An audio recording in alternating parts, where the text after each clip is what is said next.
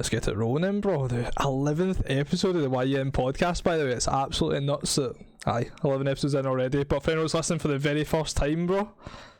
Do it, bro. Let's do it. Cool, let's fucking make it happen. So for anyone who's listening for the very first time, in this podcast I basically bring on a series of guests from professional athletes, like Deck here, to business owners, to, you know, high-performing content creators that change lives through the content that they provide.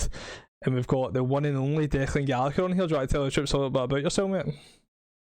Cheers for having me on, first of all, John Boy. Of course, it's been a bro. pleasure to speak to you, mate. So, a bit about myself. Obviously, my name's Declan Gallagher, 30-year-old. I'm a centre half, currently playing at Aberdeen FC just now. Also a Scotland internationalist.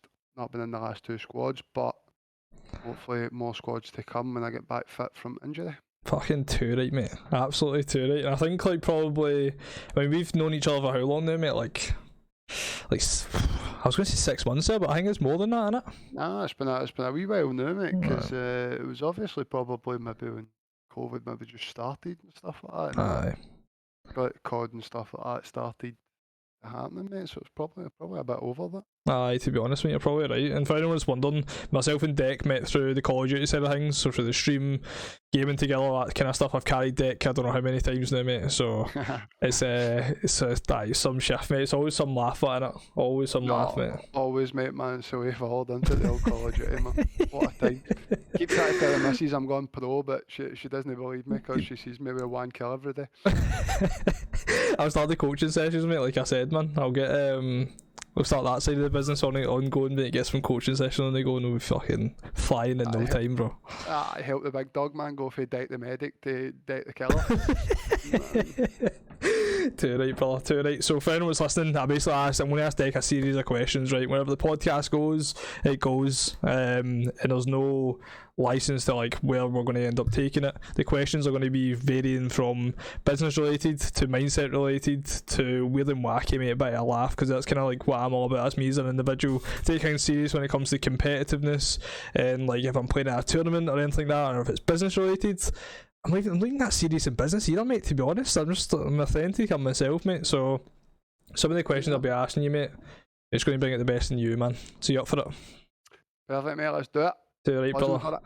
So in terms of obviously your professional football at the moment, mate, but what's one thing outside your profession right now that you'd love to get into? Maybe when you're retired, or just something that you're really passionate about, mate? See, to be honest, it's quite a funny one because I've never really thought about it outside of football, because see, people think of football, right, and you think, right, it's a job and stuff like that, but before it became that job, it was your passion. Mm-hmm. Still is a passion, obviously, but then you realise it is a job at the end of the day. But like when you were a wee guy playing football out the backyard and wherever you played it, football was a passion. Mm-hmm. It was something that you just loved doing. So it's like that passion's never ever left me, regardless of it being a job or if it's been. So like I just find right now thinking of things outside of football, it's hard because football's always been my passion, and like until the end, it's going to be my passion till I retire. Obviously, like as you say, other things like I've went into like obviously doing my B license for coaching. Right. So I started that obviously with how busy my schedule got between like international and obviously club football. It was a bit hard to kind of keep going because when they were doing like their classes, their on the pitch stuff for the B license, I was away in international duty, so I wasn't really getting to go there. So that's been kind of stop start for me. It is something that I'm seriously considering for obviously after my career playing finishes. I want to stay in football because, as you just said there, the word passion. My passion is football, so I want to do something within football. And right now, obviously, it is the coaching side that I'm looking into. Yeah, for sure, mate. What does the B license actually like mean or cover? The B license is basically B's for basically basics. It's basically back to what you learned when you were a young boy. It's like working with young children just coming into the game. It's working with people that maybe aren't professional, but like just like playing football down the park, just like junior teams, amateur teams, maybe guys that don't even have the aspiration to go and play professional football, but they like playing football and they also need coached as well, Yeah. so they can play on a Saturday. So the B license is basically for basing, and it's the license and the badge that you need. Even if you wanted to do it at a professional level, you need that B license, or Right. like if you don't have that, you can't actually be a manager. Right. And then do you end up like scaling up as well in terms of, so you go for the B license to like a I don't know, like an Yeah, intermediate level to like then a higher level, yeah? yeah. Well, basically, there's the C license, the B license, the A Right. license. So I didn't have to do the C because I've obviously played international football, Right. so you're allowed to skip the C onto the B just because obviously you're international. You've been a part of football for that long that the C license wouldn't do anything for you. Yep. The B license is then more coaching, more hands-on, which every footballer needs. Yep. And we're not just on this course just as footballers, just as professionals. There's random people. There's people that are maybe have never played football in their life but want to do coaching Yep. that are on this course as well, and there's about 60 people, and I think in the class that I was in, and I think there was only about 4 or 5 of us that were actually in the game of football. The Right. rest of people were just people from the outside world that were trying to get into coaching, maybe people that were at college that have done sports coaching at college, but they're going for their B license, they're going for that, and they're trying to find their way as well. So you would go B, then you'd go A, Yep. then you'd go for your UEFA A and B, Mm-hmm. and obviously if you get your UEFA A, that's the highest credential that you can get as a coach. That's interesting, mate. That's really I interesting think because I've always been curious about how people become managers and the actual process you need to go through. It's always so interesting to me as well, like when managers become managers that have never been footballers previous to it. Like, I don't like, also a lot of the managers in this day and age they've been footballers prior to it, like Pep and stuff like that. So it's always interesting to me. I'm always thinking about how they end up in that. They just start with a basic coach and or like coaching like a boys club team or whatever it is, and then take a boys club team to a good level, and then what they get scouted or whatever. Like, it's quite a nuts yeah, concept. I think obviously, well, you look. I think the two main ones that you could probably hint at. All right, Klopp maybe played in the lower levels, Mm-hmm. German football, but no one had really ever heard of Klopp. And then Yep. you've obviously got Mourinho as well, Mm-hmm. who never ever played football. And then you look at them now as managers. So managers is like you think it's going to be an easy job when you're in football. You think I could be a manager, no problem. Every Mm-hmm. people sitting in the stand on a Saturday thinking they're managers. Yeah. Then it's like you actually then, well, me doing my B license and looking at all the stuff that you actually have to think about, and it's wee things that you don't even think about, like setting up a session before training. You don't realise that the coaches, you're in football and you're hanging out with all the boys, you're having a laugh in the changing room, you're doing a wee workout in the gym, whatever. You don't actually realise that the backroom staff, your coaches, your managers, whatever, they're already out there, out in the training ground, organising a training session, organising times, how long you're going to be out there for, where cones are going to be, how can you change from one drill into another drill and keep the boys ticking over, keeping the boys warm so they don't cool down. Yep. They need to take all of these concepts that probably footballers don't even think about and then put that into a training session. And at the same time, they need to keep 22, 23, 24 bodies happy that's in their squad as well. So there's a lot more to football than just turn around saying you're playing a 4-4-2 and go out and kick the ball on a Saturday. It's a completely different mindset. Yeah, 100%, mate. I think like when you like managers from even like in a workplace, like how people work up in a manager in a workplace, for example, and obviously it's a completely different form of manager. But in terms of like there's so much more things to think about in terms of like obviously people management, for example, as well, man. Like people forget that like you said, you're managing 22 to 24 different boys. You try to keep them all happy. Try to keep them at a level that they're playing as frequently as they want to or they need to.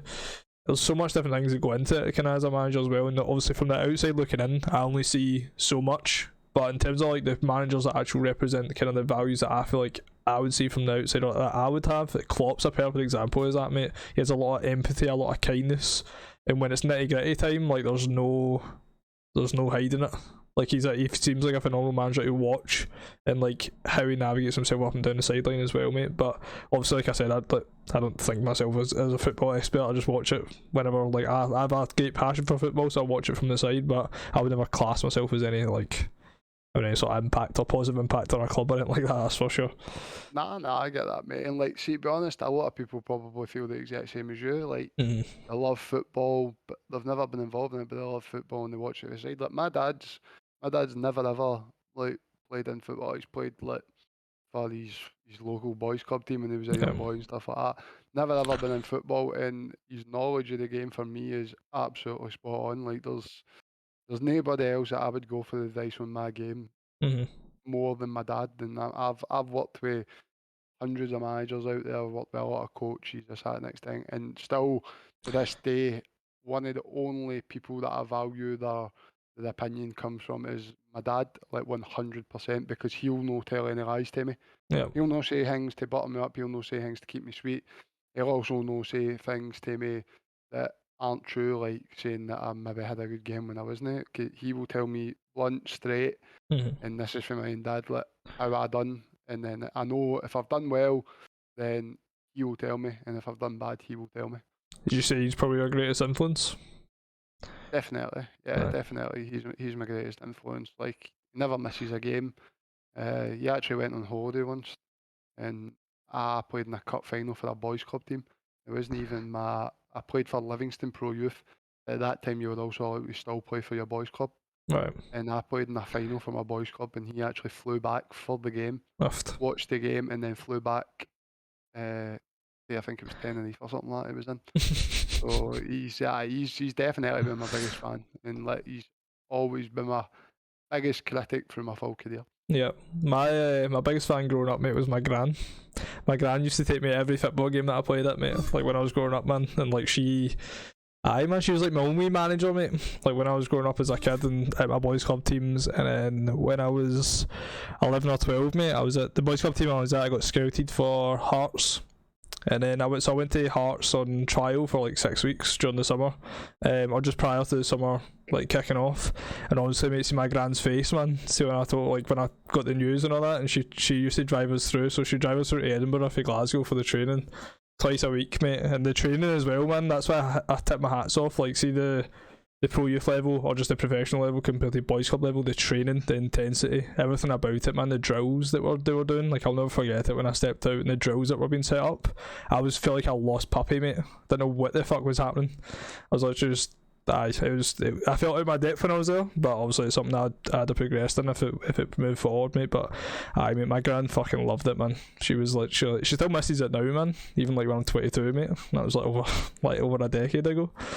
That's it, mate. You don't understand how much that people in the background have to go through for your benefit. You don't actually see that again. You just think like people running you to football, people driving you there. You think that's like a given. Like, you don't understand the sacrifice that these people, like your grandma, dad, people like that sacrifice to make sure that you get to do these things. You get to live your dream, do your passion and stuff like that. That is, mate, because like even thinking about it now, man, like trying to make the like Bex will text me, she's like, "You can pick me up after work," and I'm like, "Fuck, man, can I?"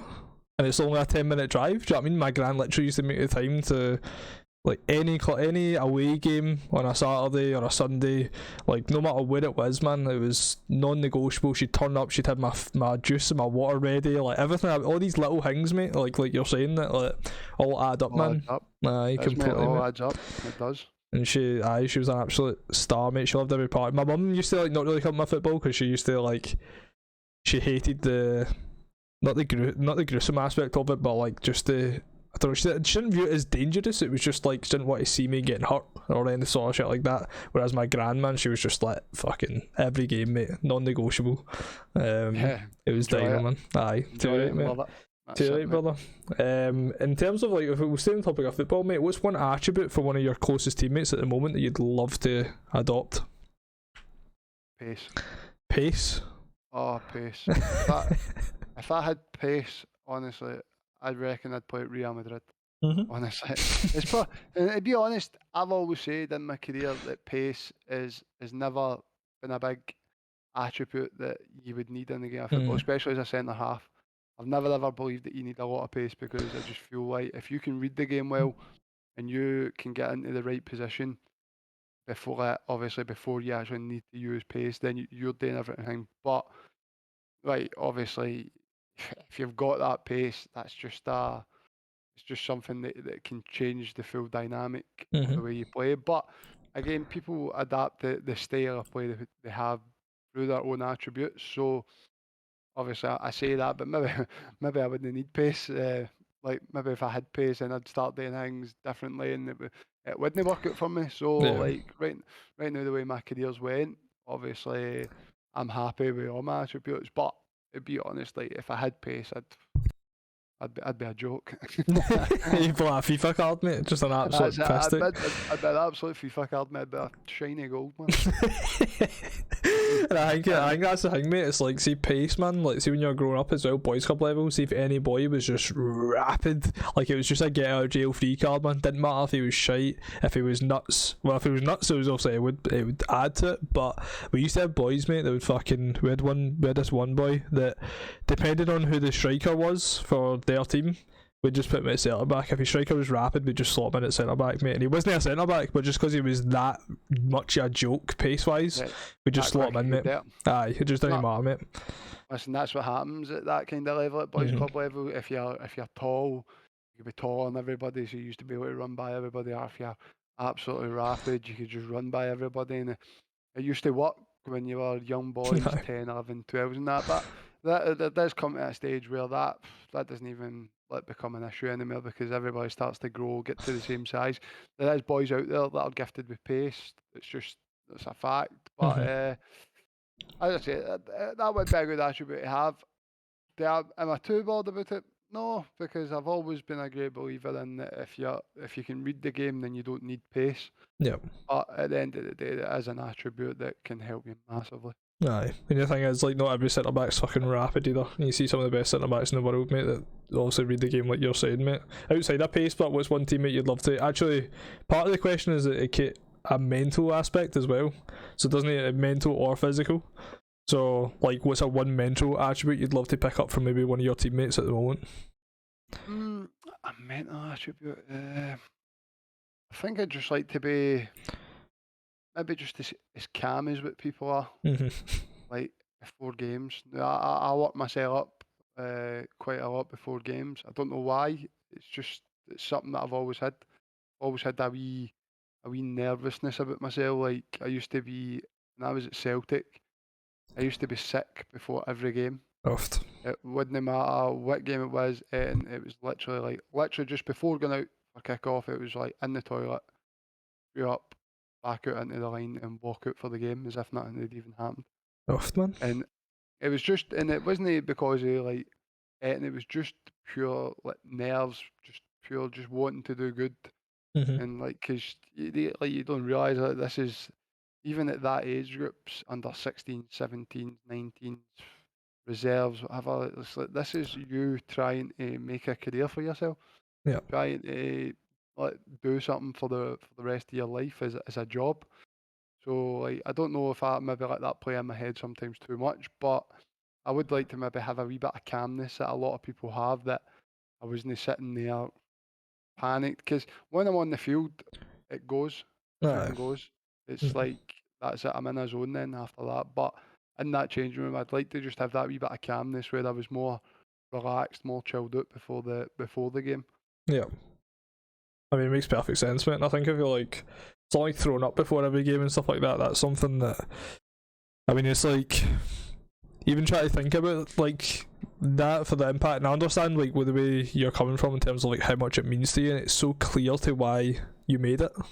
In that way, that's why I was going to turn it like in a positive aspect, like your thought process behind like how much it actually meant to you. Every single game, didn't matter if it was pre-season, didn't matter if it was fucking a reserves game, it didn't matter, mate. And it's something obviously with the book that I recommended you, Relentless by Tim Grover. He speaks about that all the time, mate, in terms of like Kobe Bryant, Michael Jordan. It didn't matter if it was like a random all-star game. They meant fuck all. They turned up to win, mate. Like it didn't fucking matter. They were cleaners, mate. They were there to clean house. They were there to win this shit. It didn't matter, man. So you have that cleaner mentality by the sounds of things, mate, where you don't care like what it is. It just means so much to you, mate. And winning, man, which makes complete sense to how you got to where you are now, mate. Yeah, definitely. Winning it's something that you just love, and you just get that feel for it all the time. You just want to win, and it's like there's an anger that comes about you when you don't win. Yeah. And like it's just, I don't know. I think it's I don't know what it is. It's just like I hate to lose.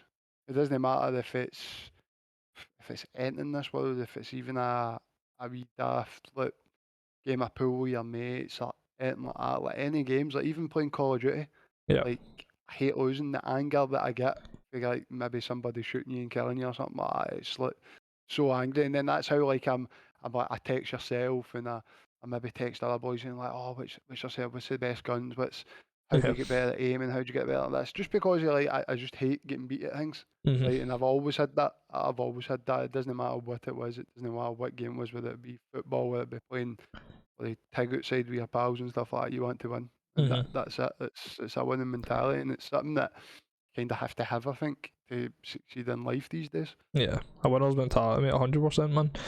If but a funny question, mate. What's the stupidest thing you've ever spent your money on? Stupidest thing I've ever spent my money on. Aye. Oh, it's a stupid thing. Apart from a PC when you're 30-year-old with the range and stuff like that.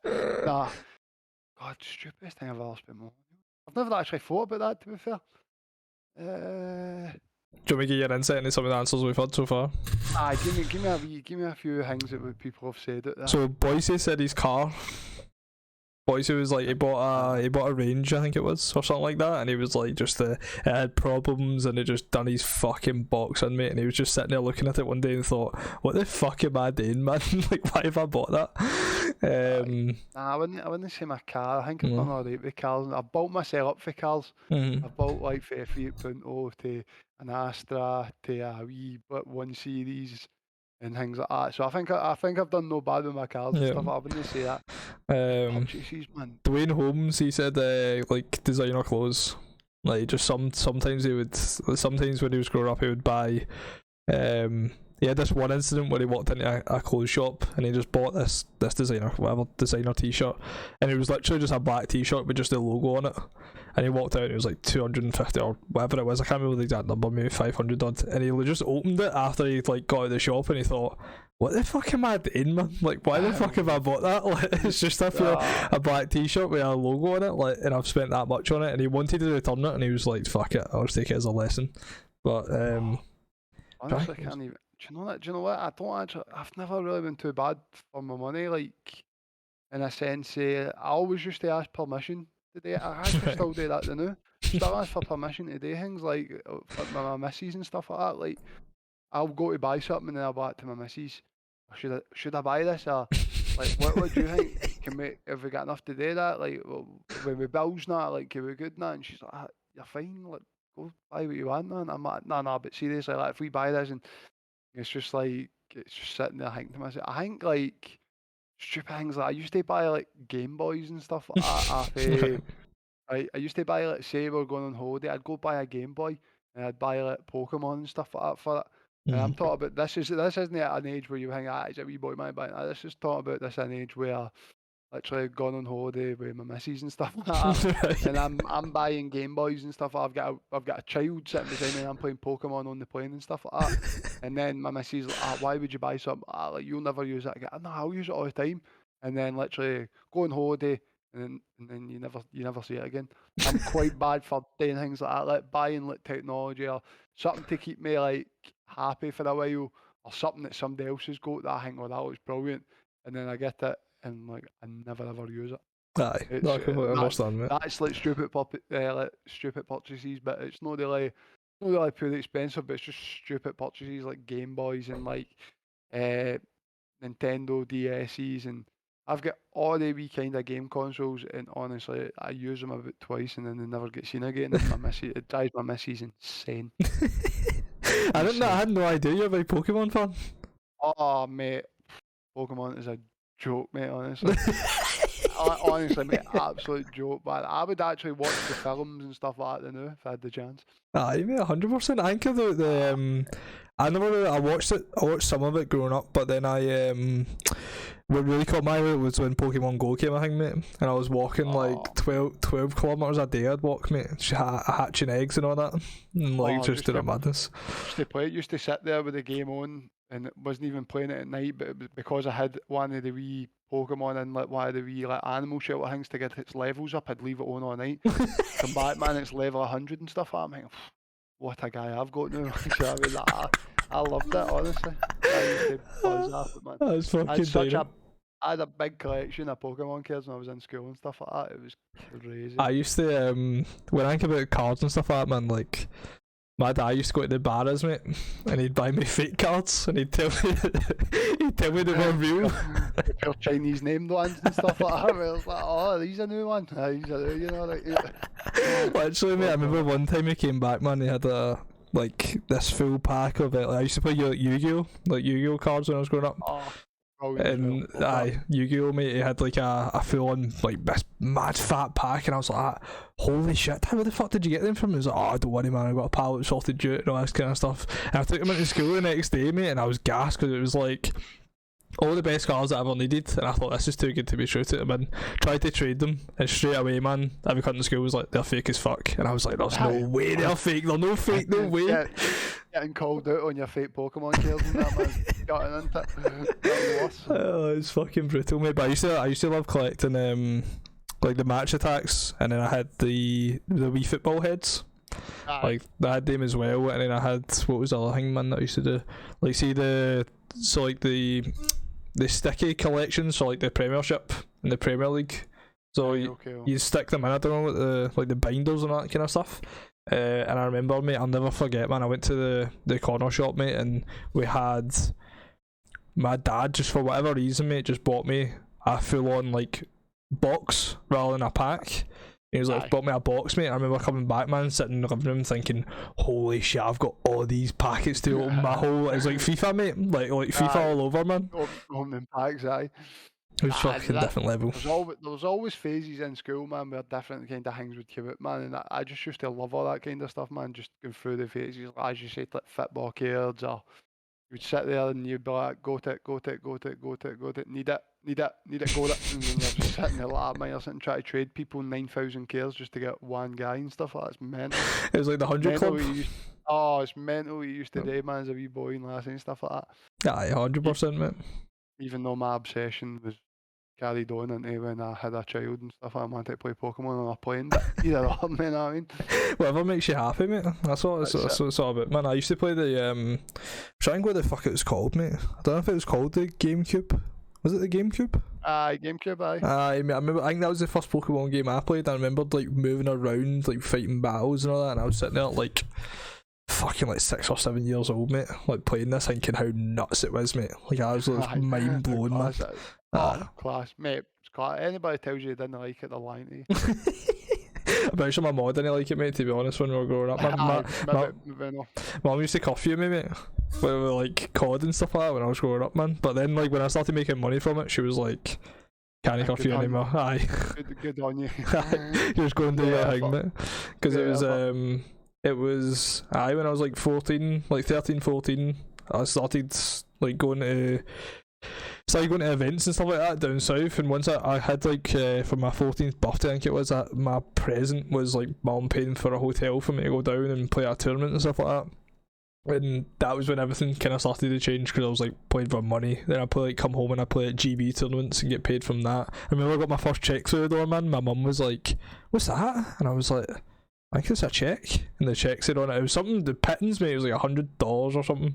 And I showed her it, and she was like, wait, you're actually making money from this? And I was like, aye. And I went and cashed it into the bank, mate, and that was when my life started to change with COD, mate. No more curfews. It was like my part-time job almost when I was growing up, man. Love that, man, love that. It was some journey, mate, to be honest, man. COD's like, and it's like got me, it's played a massive part in like where I'm today, mate. And like the competitive aspect, obviously we play Warzone, mate, which is much more, it's obviously like more like public match related. It's much more chilled. I mean, if you want to see me like you would have watched some of the tournaments, maybe like some of the customs tournaments. That's like me in an actual competitive atmosphere where all I care about is winning, mate. And like when I was growing up and getting on a team of 4 players, playing every single day with them for 6 hours, mate, the same boys every single time, like you would quickly learn like what people hated about you, man, and what you had to develop and what kind of person you actually really were, because it would bring out the worst in you, man. So you had like 3 other boys that you were playing with every single day, and the same way you train with the same boys every single day, it's just a much more wider pack. But in that kind of environment where it's so competitive for like, it's quite high, it's obviously high intensity, and I take a lot away from that in terms of from a leadership aspect, how you get the best out of people.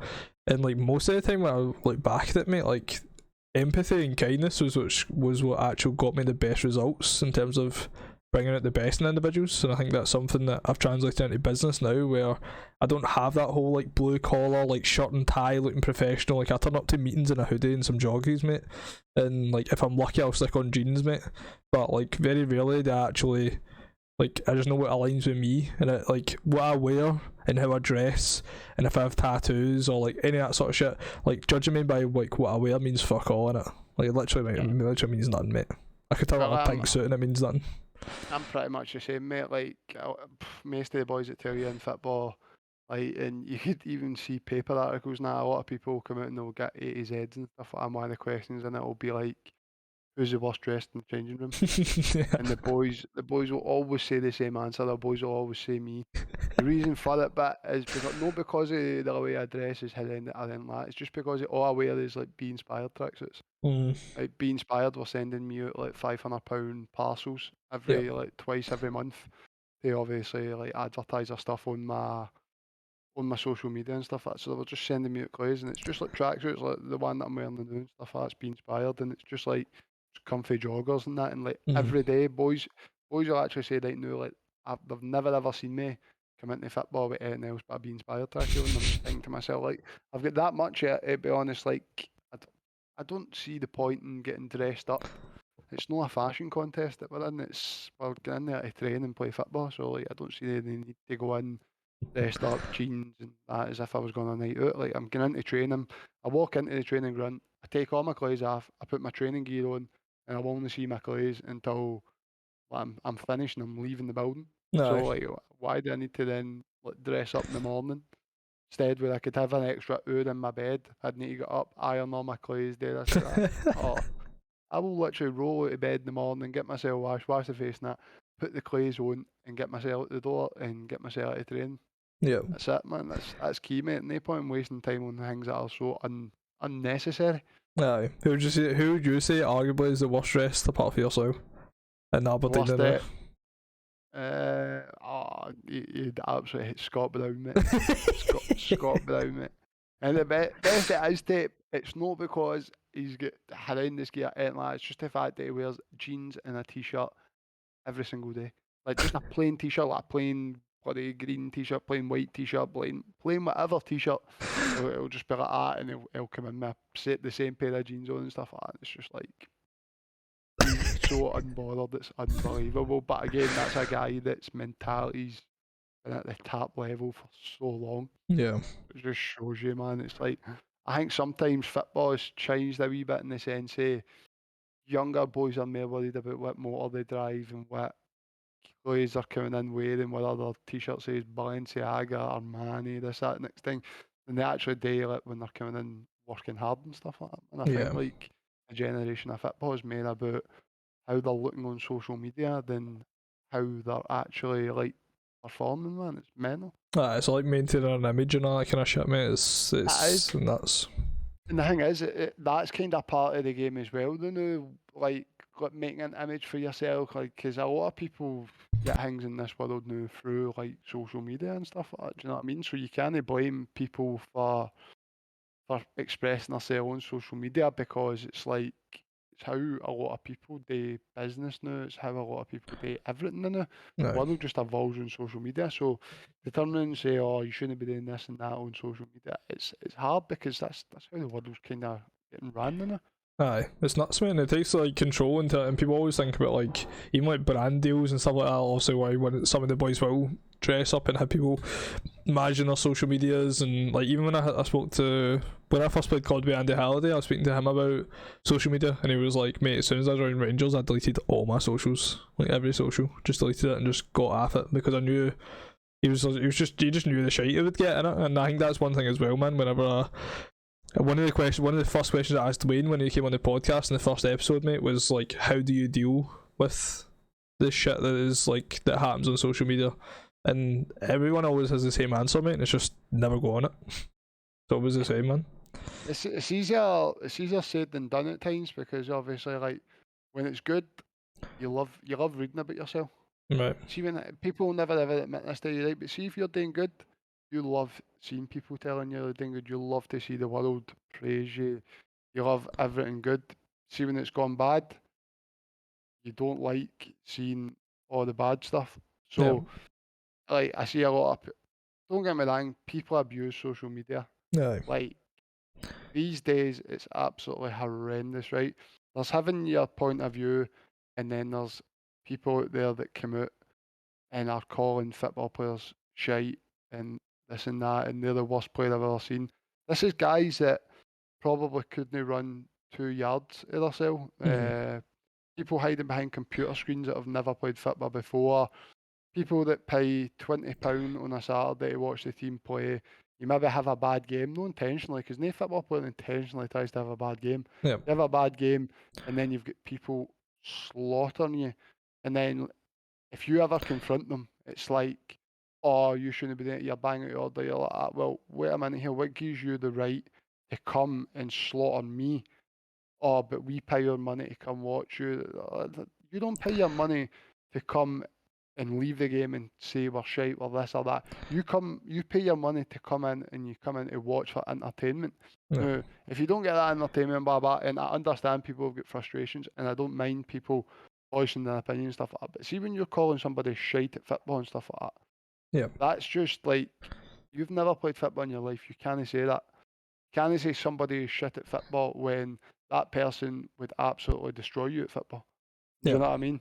You can't slaughter people constantly, and then when they have a go back at you, because like, what happens if I turn around and paid £20 to go into a work site or into a cafe or something like that, and I just stood there in front of them screaming, "You're fucking shite, you're hopeless, you can't fucking build this, you can't cook, you can't do this." What, people wouldn't accept that. No, People I would wouldn't. not accept that in day-to-day life. People wouldn't accept somebody just paying for something and then coming in and absolutely torturing another human being. Like, Yeah. that is, but people think in football that's acceptable.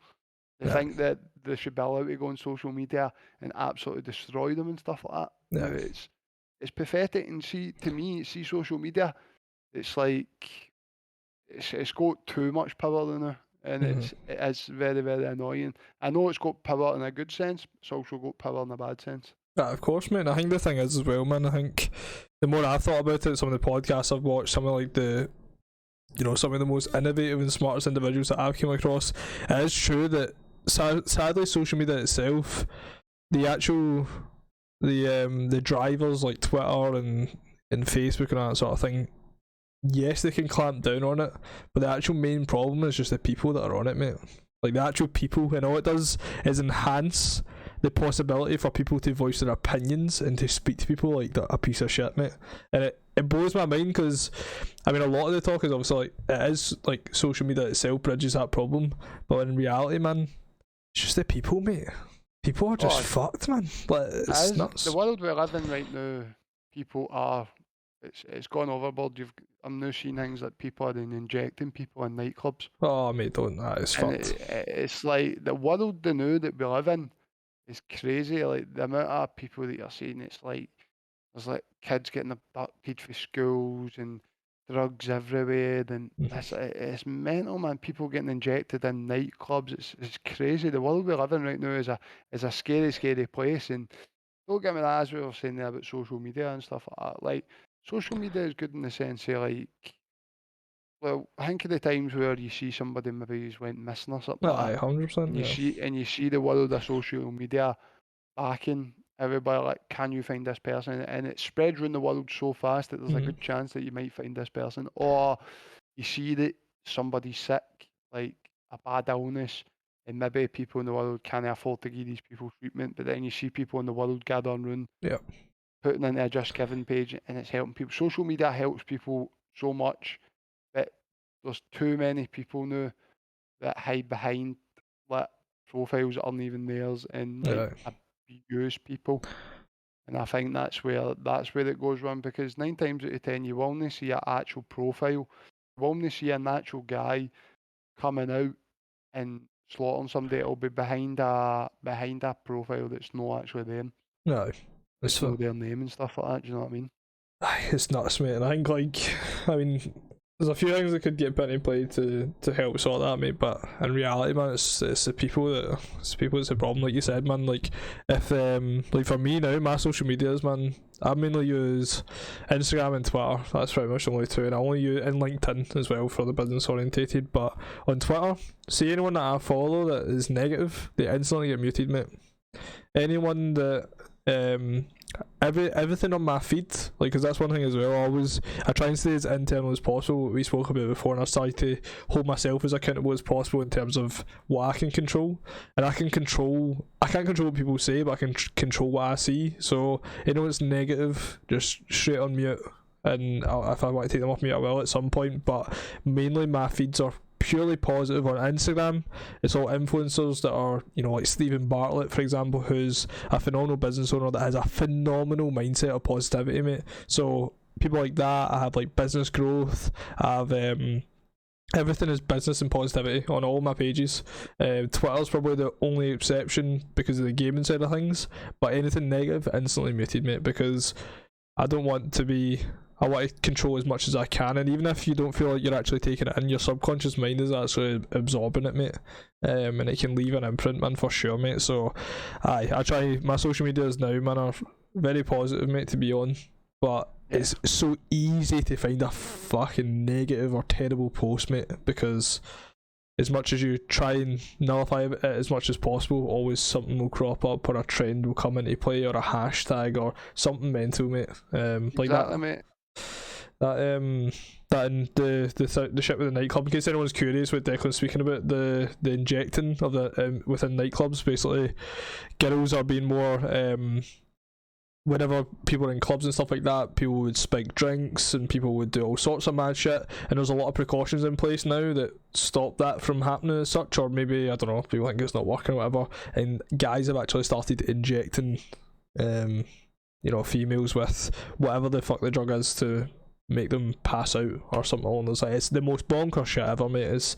It's absolutely nuts. And the word it says a lot, man, about people, mate, to be honest. But it's absolutely bonkers, mate. But I think a more positive aspect then. What will be your best tip for making the world a better place, mate? And we'll stay away from social media and that sort of shit. God, man, that's you. You've ruled it out. To make the place a better world. To make the world a better place. I just think everyone needs to be. It's pure cheesy, but it's like everybody just needs to be that wee bit kinder. Too, That mate. wee bit, just kind of give everybody else a hand, even like if you don't think like that they need it. It's always nice to offer that. See whether it be hold a door open for somebody, or just do a good deed. You know what I mean? Just everybody like think about waking up in the morning, think about what good deed can I do for them. I'm not saying you have to go out in the world, man, and try to find a good deed and thing like that to make yourself happy. But like just in the back of your mind, just kind of know that like you've done something to help somebody else that day. Do you know what I mean? No. Like just knowing that you can go home and you think, well, day was a productive day, and then at the end up, man, you've helped somebody. You helped a old woman be holding a door open, or you pick something up out of the gun that somebody dropped, something, or just something daft. It could even be as daft as that.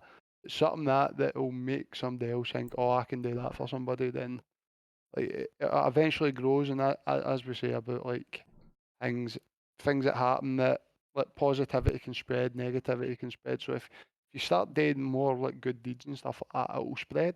Yeah. It will spread, and people will learn, and people will see it. And even for the younger generation coming through, like people showing people things how to do, please, thank yous, whatever it may be, just like that will help the younger generation grow into being better people as well. Yeah, 100%, man. I think it's probably the most, like you said, it's the most cheesy. I think it's the most common for high performers in terms of what is actually needed in this world the most, mate. It's kindness, mate. 100%, man. I have my gratitude journal that I fill out every single day. Is on there. My good deed for today, and I always recap. And if I don't have, I always have one. It's just about like me trying to find out what one it may be. And every day, mate, my gratitude journal goes from the things that I'm grateful for to great things I experienced that day to like how I made today great, how I'm going to improve moving forward, what my positive affirmation is, which I've had the same affirmation for the last 6 months, mate, and it is I am a fucking money magnet, mate. I've literally wrote that in every single day, mate, for the last 6 months, mate. Too right, bro. And it helps you too, right, mate, and it helps you move forward, man, and it helps you, like, I done a wee mini series on Instagram, and anyone that follows the YE Network on Instagram, I'll put a wee link in the description for YouTube and on Spotify to go and drop a wee follow. But we had a series that we done. I've only done the first season of it. I probably need to make the second season kind of happen, mate, to be honest. And it was from a pessimist to an optimist in 66 days, mate. Because I used to be very negative thinking, mate. Very negative thinking, and I was someone that, like, everything was. Maybe I'd give myself maybe not enough credit, but a lot of the stuff was external. Like, I'd blame school, I'd blame the system, I'd blame shite, I'd blame people. You know, it would, even though it was all on me. And for me, mate, I used a few things, man, to change my mindset. One of which was just the basic power of positivity, mate. So every morning, man, when you first wake up, that's when you're most reactive. So eliminating any of the shite that can make you feel negative. So every morning I'd get up, and while I was making my bed, I'd stick on YouTube and I'd stick on a motivational video, mate. And within that motivational video, it would just kick me into gear for the day, mate. And I'd hop in the shower, and I'd fire on my day, mate. No phone, no nothing. I'd do it my PlayStation specifically because it meant that as soon as I hopped on, I wouldn't see anything. That combined with the fact that it takes 66 days on average to create a habit that goes on your subconscious mind, I combined those two as like the main components for me to actually move forward with a positive mindset, mate. And from there I've added in little things like the gratitude journal. Every morning I get up, for example, and I go into my notes and I type out, after I watch motivational video and stuff like that, I'll type out my 10 positive things that I experienced from yesterday. So I'll just sit and I'll recap it back, mate. And just little things like that, mate, they make the fucking world of difference, man. Nah, that's good, man. It's a good way to keep positive and, like, obviously keep looking into positivity things, man. Obviously, as we say, about it's all about kind of like letting it grow on you, basically. And with you saying that, like with diaries and the gratitude thing and stuff like that, like you're reading these things every day and doing the same things every day, it can only breed positivity. Because Exactly, if you're only reading positive things, then there's nothing to be negative about. Exactly, mate. Bang on, brother. So we're going to do a wee mindset deep dive, mate. And for anyone that's watching, it's something we implemented from, I believe it was episode 8 with Isabel Lemon, who runs an RTMS clinic, and it was basically to do a mindset deep dive into these high performers. So I believe the statistic that represents footballers is that only 0.7% of footballers actually make it at a professional level. And for someone like Declan, for example, Scotland international, you know, only 24 players get selected for the Scotland squad. Yeah, pretty much, mate. Yep. Like, there's 24 of the best players in Scotland, which I believe the figure for that would be far better than 0.7%, even though 0.7% is fucking nuts. So we do a wee mindset deep dive into how Declan thinks on a regular basis, what he does to make sure he moves forward, how he keeps winning. We've scraped the surface for a lot of stuff, mate, your winning mentality and stuff like that, mate. But I guess the first question is, from an accountability standpoint, what do you do to make sure that you get shit done every single day? No days off mentality, mate. I just think to make sure I get things done every day is basically like waking up first thing in the morning, and it's always the same thing. It's either text the missus or I see the missus. So if I'm in my flat, it's a text to the missus, morning, how are you? How's the kids? And if it's no, it's waking up first thing in the morning to see my wee boy lying in my missus' arm and see my wee girl running through for school. And just every day it's just looking about the house, looking about, like, it doesn't have to be anything specific of what I'm looking about at, but just kind of realising, like, I'm 30-year-old, I stay in a good house, get two kids, a beautiful wife, get two good cars, Says I've now just obviously invested into a flat in Aberdeen as well. Like my life's good. I need to keep it good. So how do I keep that good? And it comes for the job that I do. So it's for going into Aberdeen and working hard. Yep. And then obviously it's like the harder I work, and there's obviously times you want to be lazy, you just want to, kind of be bored today. But then it's sitting there and you're thinking to yourself, listen, you work that wee bit more harder now. You see, then it could pay off, something different could pay off on Saturday. You could get extra bonus money, you could get more recognition, just whatever. And all that is going to then make your family's life better. Yeah. Make it easier for them, because let's not be kidded now, like the life that we live in is money oriented. Like you need money to survive, and the only way you can do that is being the best at what you can. And it's like that didn't used to be my mindset, but it is now, and it's kind of like it's auto supply for the free, because my wife and my two kids are the biggest influences in my life, and it's basically what makes me think that to be a man is to make sure that they've got the best life. Completely understand, mate. Fucking love that. I absolutely love it, mate. Very wholesome. And for it's something that, like, probably like how we're brought up in it, like how we're programmed to think in terms of being the man of the house, and kind of a lot of those like stereotypes and stuff are maybe like fading away and so on and so forth. But like, for example, even myself, mate, growing up, like I was always the man in my house. Like I never really stayed with my dad, to be honest, mate. And growing up, that was like my thing whenever I thought about it. And like being with Bex, for example, I'm always thinking about how I can protect her, make sure she's alright, make sure she's moving forward. And it's the same mentality, mate. I think it's natural.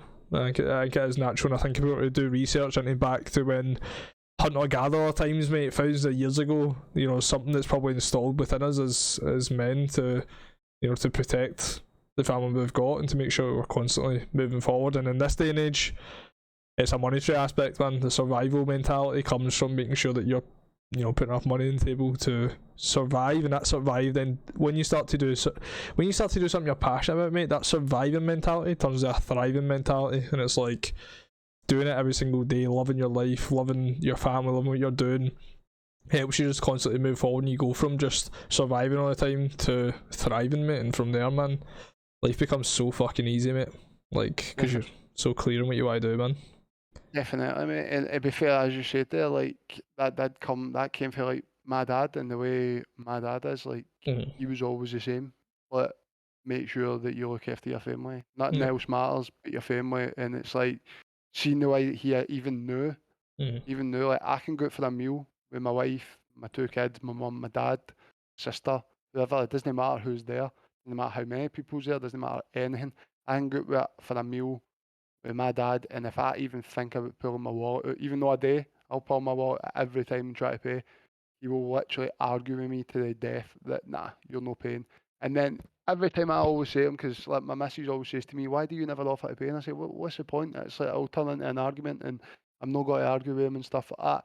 And then my dad always turns around and says, listen, he says, I'm your dad. And at the end of the day, he said, see, one day when Shay comes home with a boyfriend, or Ashton comes home with a girlfriend, and you take your family out for a meal, he said, then it becomes your time to pay for your family.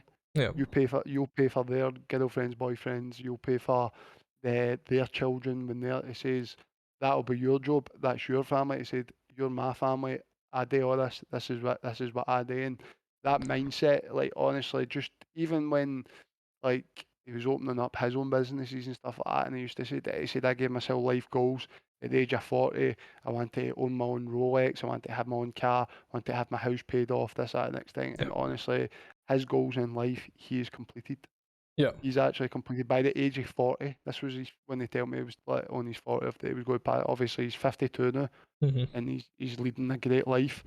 But literally, when he said, when I was 40, I said he was going to have a Rolex, he was going to have nice car, nice house, whatever, and he's got all that and more. Yeah, I love that, mate. And I think it's very interesting when we think about like the way we think, and like the way we are programmed to think from our parents. It can have such a positive impact, like moving forward. And I think it's something that probably I became more aware of in terms of like even my attitude towards money, for example.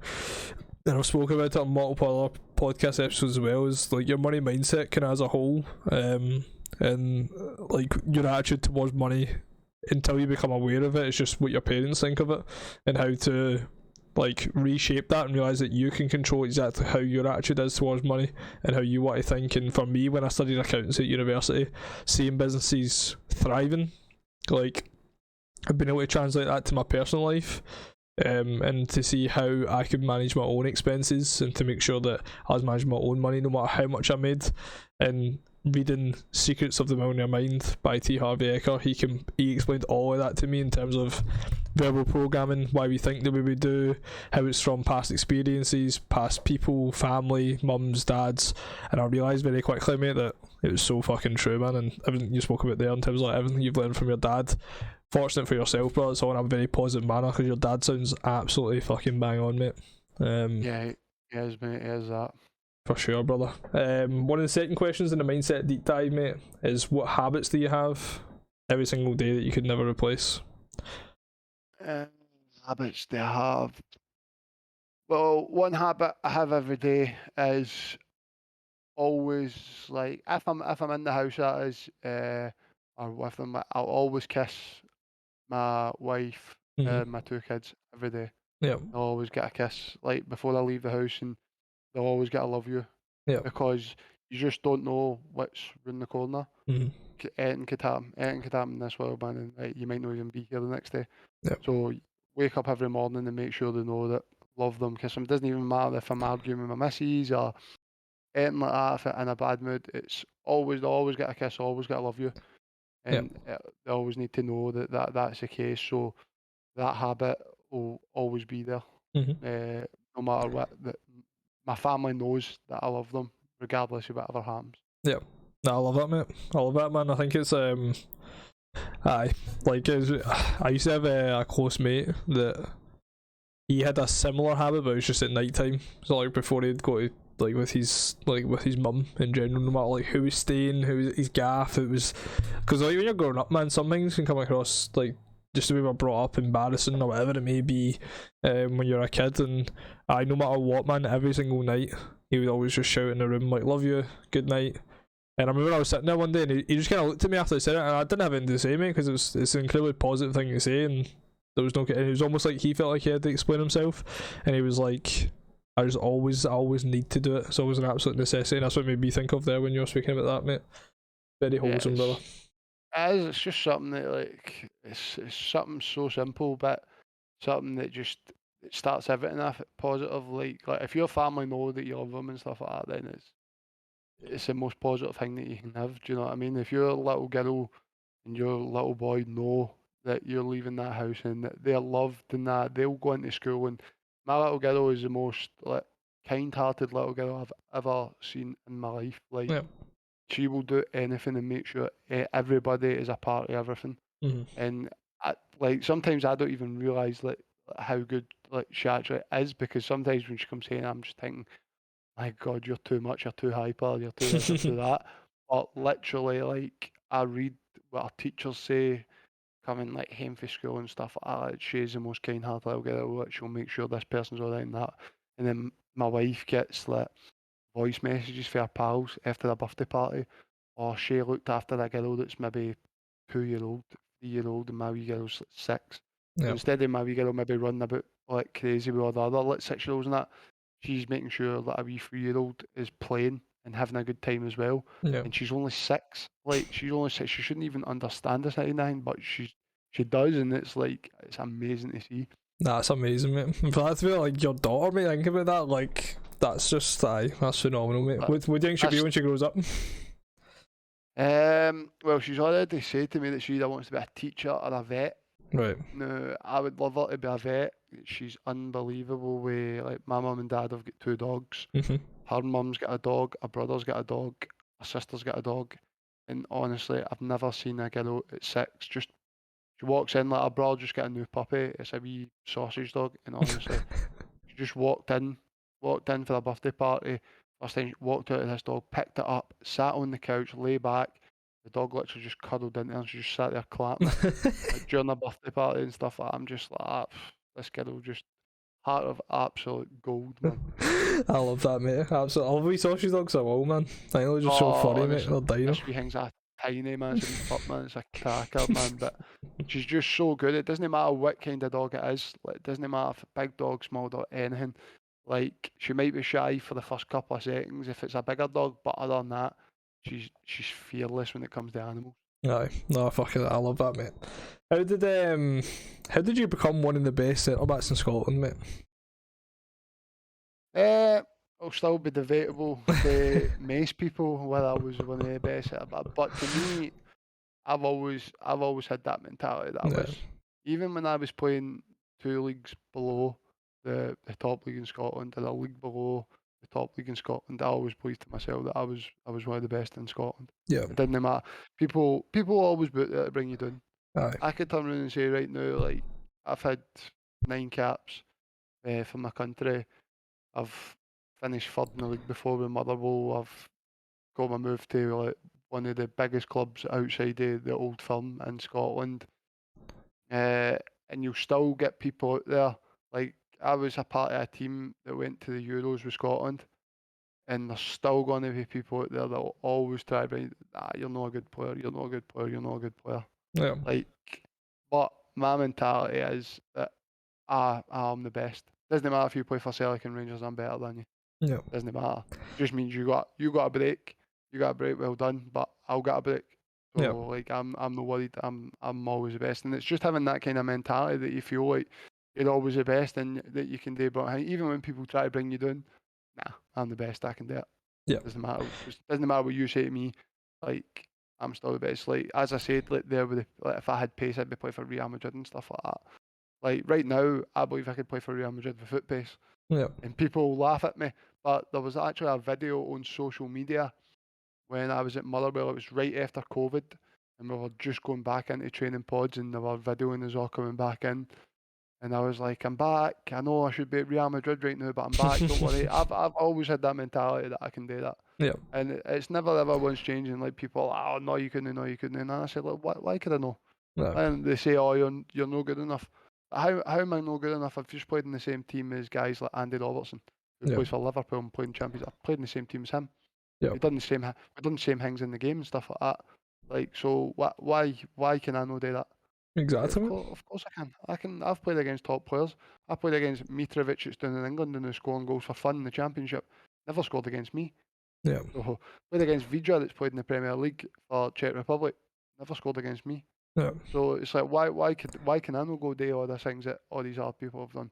Yeah. Like because of negative people out there think that I can't, because I'm a guy for Scotland. I'm a guy that's only played for Motherwell and Aberdeen. I'm a guy that's comes for Blantyre, a nowhere place in Scotland and stuff like that. Nah, rubbish. No, that means nothing, mate. And I think that's where people mistake it as well. People think it's like egotistical and something like that. It's not. It's just fucking like your mentality is what you truly believe in. You know that you need that mentality in order to move forward as well, mate. And it's like me with fucking in COD related and shit. You see my title all the time, mate. The best point of view in Scotland, mate. Fucking too right, bro. I'll fucking mate. wear that on my sleeve, mate.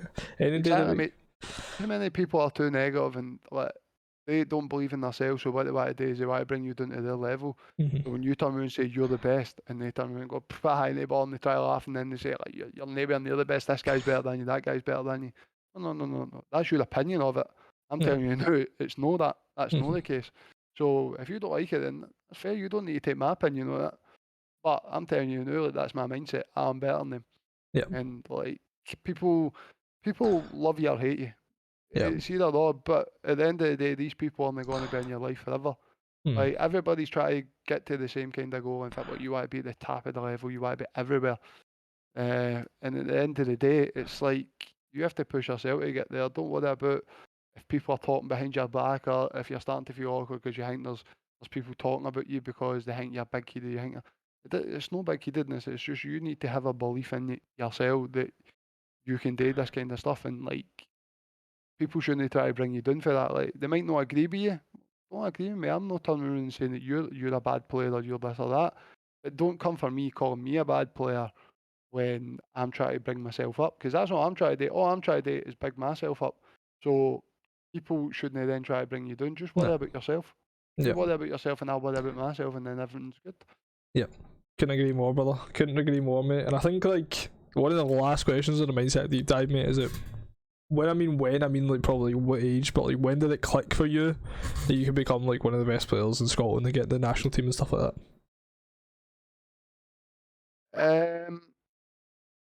Well, I think we had this story before, and it was obviously from my pastime that? and through the prisons and stuff like that. And I Yeah. tell you, like, obviously it's public knowledge to everybody that I was in prison, and I think I went up there, and somebody asked me a question up there, and I think this is when it clicked. And it's weird because I played football for such a long time before that, but probably didn't have the belief in myself that I had after that prison sentence.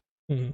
And it was like somebody came up to me and they said, what you got to do when you leave here?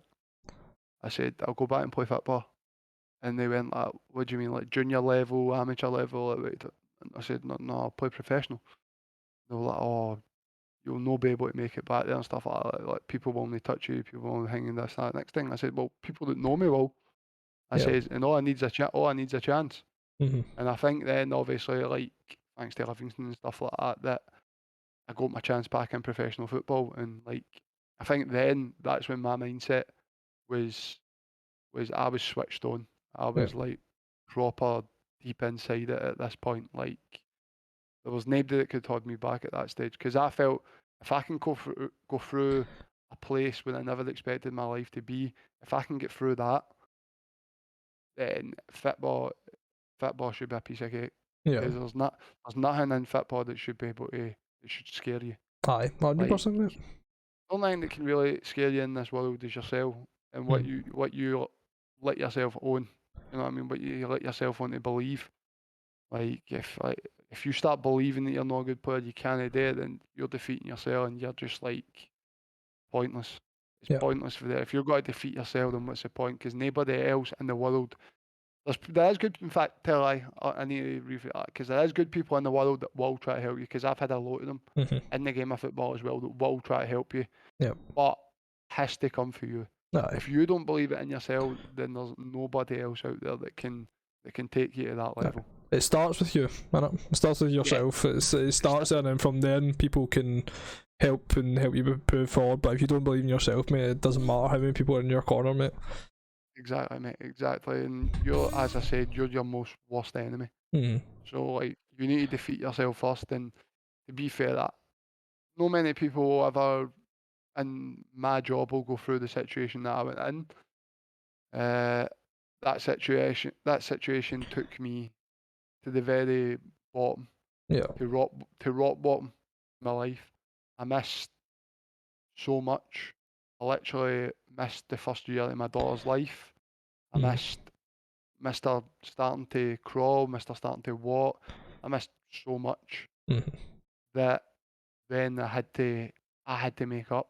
My wife was paying bills and she was working herself with a child. My income wasn't there anymore, and she was having to pay house bills plus food plus everything. Don't get me wrong, she got help from my family, her family, but like she done all that herself and raised her daughter for a full year. When that came out, that was also the trigger that time to now work for my family, and I knew what it was like to be at the bottom. I knew what it was like to not be able to protect them, no be there, no be able to say love you, no be able to do anything for them for a full year. So I was at literally rock bottom, and I knew what rock bottom felt like, and that was the day I just knew that there's no chance I'll ever go back to that.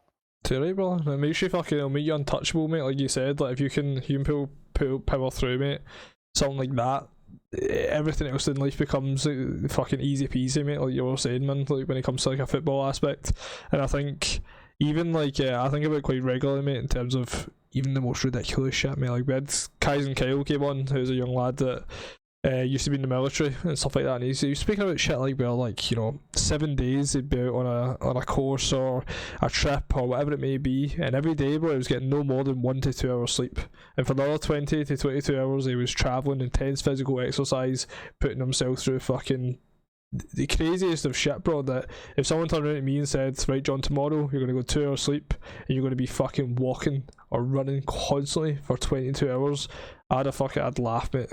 Whereas when reality, it's the mindset, obviously, if someone can do that, mate, like, you can literally do, there's no reason to why you can do the same, mate. And it's the same. There's so many factors that play into the mindset aspect, and I think as well, everyone seems to fucking forget, man. Like, see, YN is built around like changing lives and businesses, and the changing lives aspect comes from personal development, which is all about your mindset.